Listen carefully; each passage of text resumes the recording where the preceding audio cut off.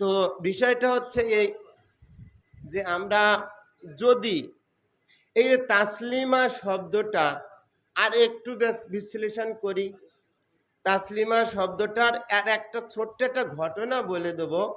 সেটা হচ্ছে এক নবী পাক সাল্লাল্লাহু আলাইহি সাল্লাম তিনি মসজিদ পাক থেকে বেরিয়েছেন, মসজিদে নববী থেকে মদিনা শরীফে বাইর হওয়ার পরে একটা ইহুদি,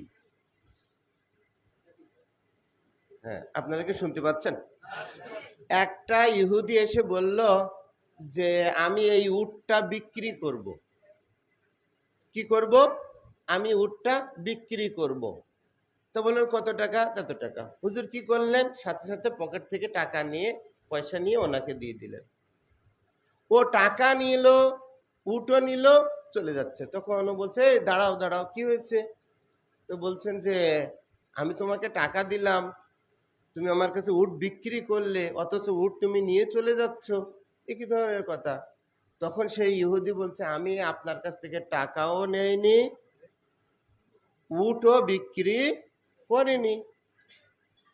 তো এখন তিনি বললেন, তখন তার মধ্যে একজন সাহাবী, উনি খুব ভদ্রলোক, তিনি এসে বললেন হুজুর কি হয়েছে এখানে? তো বলছেন যে দেখো তো এই ঘটনা, আমি তাকে টাকা দিয়েছি, উট সে আমার কাছে বিক্রি করেছে, আমি কিনেছি এই মসজিদ পাকের চত্বরে, অথচ সে বলছে যে আমি উট কিনিনি। তখন তিনি বলছেন, মুসলমান, উনি বলছেন যে হুজুর আপনার কাছে কি কোনো সাক্ষী আছে? হুজুর আপনার কাছে কি কোনো সাক্ষী আছে? তখন হুজুর বলছেন যে আমার পাশে তো আর কেউ ছিল না, আমি দিয়ে দিয়েছি, সে টাকাটা নিয়েছে, এইটুকুই।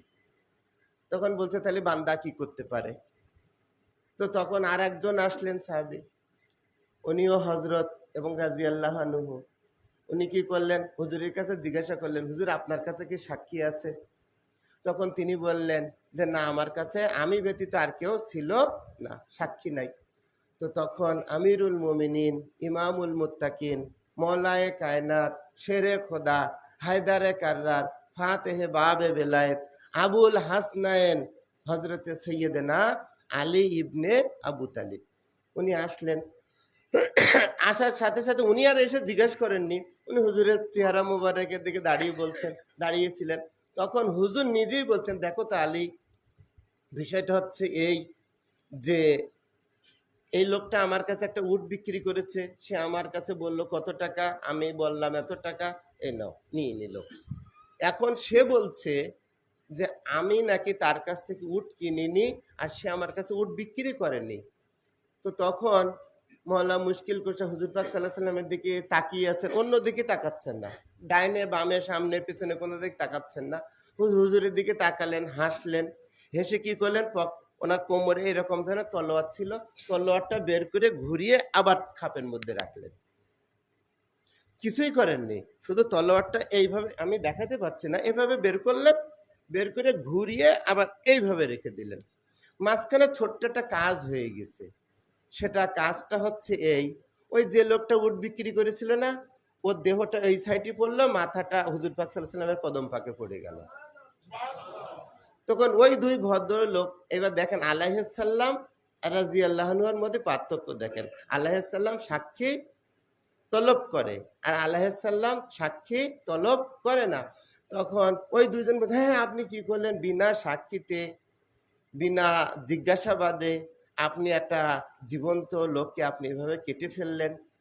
তখন বললেন, যার মুখে শুনে আমি আল্লাহকে বিশ্বাস করেছি, যার জবানের কথা শুনে আমি ঈমান এনেছি, যার জবানের কথা শুনলে মুসলমান হয়, অস্বীকার করলে কাফের হয়, সন্দেহ করলে মুনাফেক হয়, আর আমি আমিরুল মুমিনিন, ওনার জবানের কথা শোনার পরে ওকে আমি কি করে বাঁচিয়ে রাখি?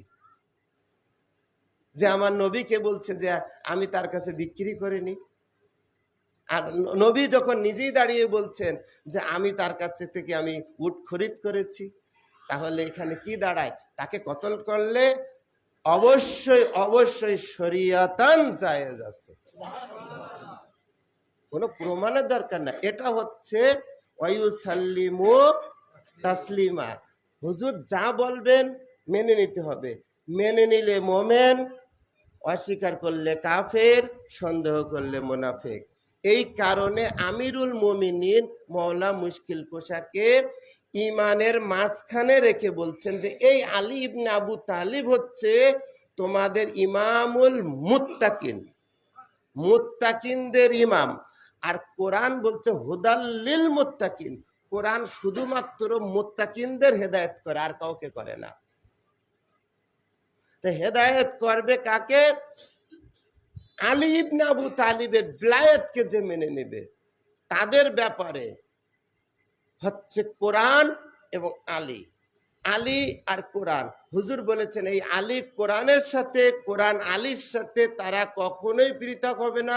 এই দুইটা জিনিস আমার সাথে এসে হাউজে কাউসারে এসে মিলিত হবে এবং তখন বলবে যে এই কোরআনকে তারা যারা মেনেছিল এবং আহলে বাইত পাককে যারা তাজিম করেছিল, আজকের হাউজে কাউসারের পানি তাদের জন্য। আল্লাহ পাক আমাদেরকে কবুল করেন। আপনারা সুন্নত নামাজ পড়ে নেন।